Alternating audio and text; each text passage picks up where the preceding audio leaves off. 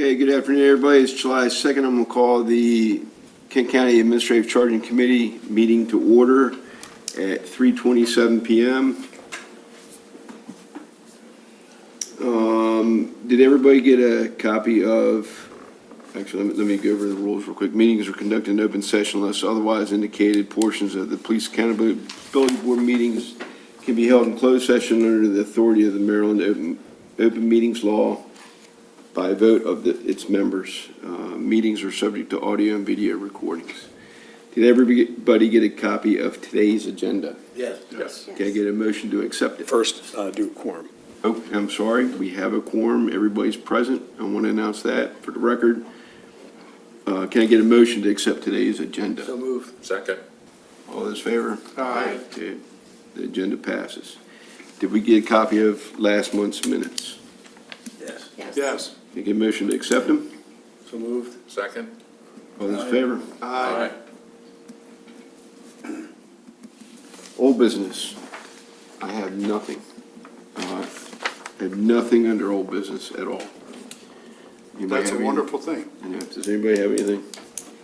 New business. I think it's just one case pending, correct, from the sheriff still? We received one new case this month. Right. There's, I think there's 4 in queue total. Okay. We had 5, you deliberated one last time. Right. I think there's still 4 more. Yeah. Waiting to be in the investigative process. Yeah, okay. Moving on to ACC open discussion. I brought up and I'm gonna have Lawrence talk about this, Mr. Scott talk about this here in a second, but I brought it up to the Police Accountability Board that if you're out and about and you hear that there was a complaint made against the police chief and or sheriff and or their second in command, they're not in the jurisdiction of the PAB. And I wanted to get that out there to them because some of them hear things. And we're going to see a part of this. We'll see one of the 5. But there was 2 complaints. So there were a total of 5 complaints. 4 of them we dismissed on jurisdictional issues because they were against the chief and or sheriff and or their number 2 in command. And under the state statute, they are not under the jurisdiction of the PAB/ACC. So they received letters that Barry reviewed and signed, telling them that we did not have jurisdiction over their complaint. However, as a courtesy, we sent those complaints to their respective law enforcement agencies for them to investigate on their own, so that it didn't just get buried, but that we made sure that there was a formal passing of the torch to the individual departments. And only one remains, and I believe that's being investigated. And then this group will get it when that law enforcement agency has done their investigation. Did you also want to talk to him about meeting with the sheriff? Sure. This last week, Barry and I and Frank and Pete, actually Pete didn't, but Barry and I met with the sheriff and then the chief of Rock Hall, just to kind of introduce myself and to keep the communication lines open and to understand and hear from them what was their perspective on how the PAB and the ACC were doing. Did they have any things they would like to add to the conversation? And I thought it was we met with probably 20 minutes with the chief of Rock Hall and probably a good 40 minutes with the sheriff and his deputy Henry, right? Yes. And a very good conversation about their theory and how they look at this. And because the reason why it's important is because we asked them to give a recommendation if a complaint is made, either or they find one within their own investigation. We asked the heads of each law enforcement agency to make a recommendation as to what they believe the an appropriate behavioral response should be. And it was important to discuss that with them. Now, the Rock Hall hasn't had any yet, so it was more theoretical, but the sheriff's had a few, and so it was a good conversation with them, and then what their expectations of us when we review a case.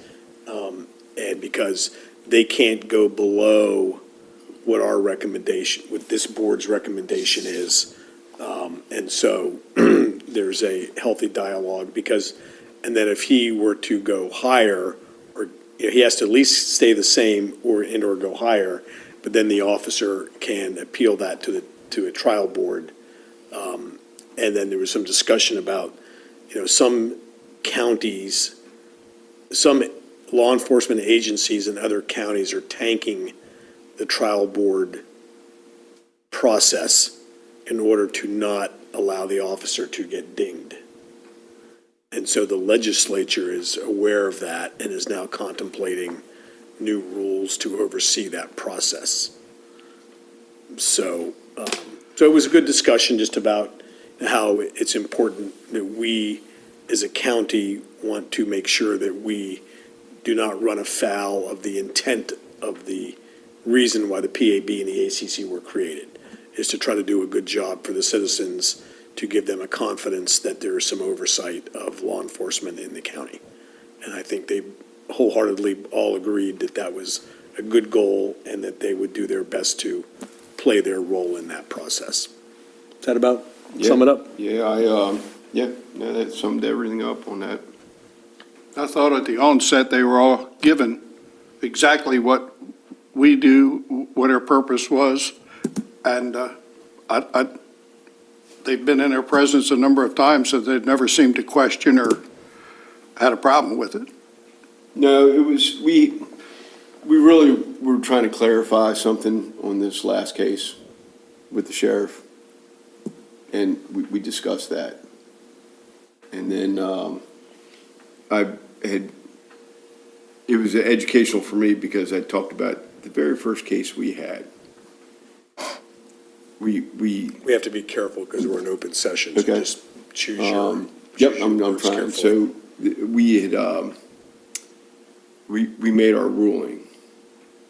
And it was interesting to see the sheriff's take on it. It was, he saw it differently than I think we presumed, the way we saw it.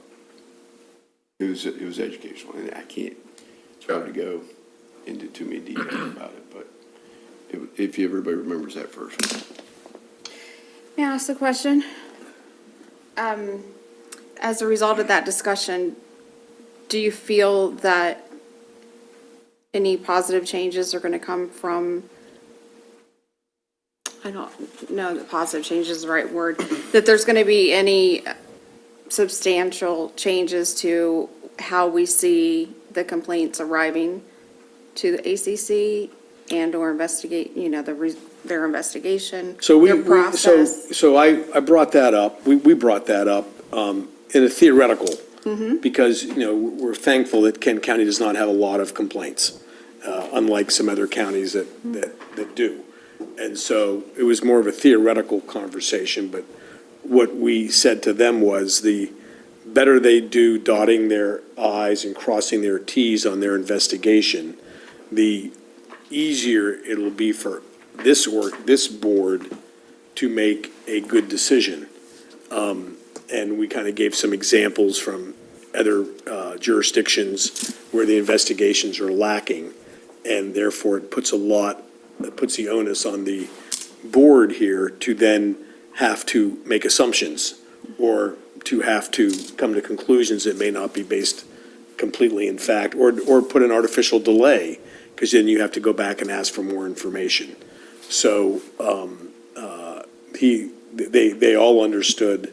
I felt like it was a very good conversation.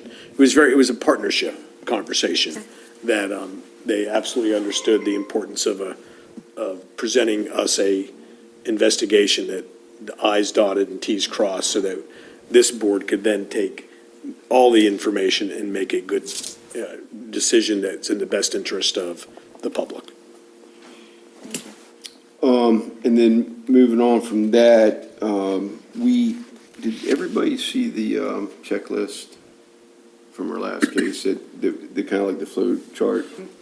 I didn't bring it So, with me, but yeah. I did see it. Mr. Scott is going to take ours and we're going to mend it, and work that out hopefully by the next. Yeah, just slightly. We just had a couple things just to add from lessons learned, just to kind of, again, dot our i's and cross our t's so that if we ever were challenged down the road on something that we did, that we just have just a more robust flow chart as we go through the analysis and vote. And I'm learning new procedural things like voting on the agenda. And then we've been making a little problem or a mistake with going into closed session and then coming back. And Mr. Scott's fixed us on that, so we'll be good to go. Just slight things, nothing major. You guys have been doing a great job. All right, does anybody have anything? Nothing. Yes, sir.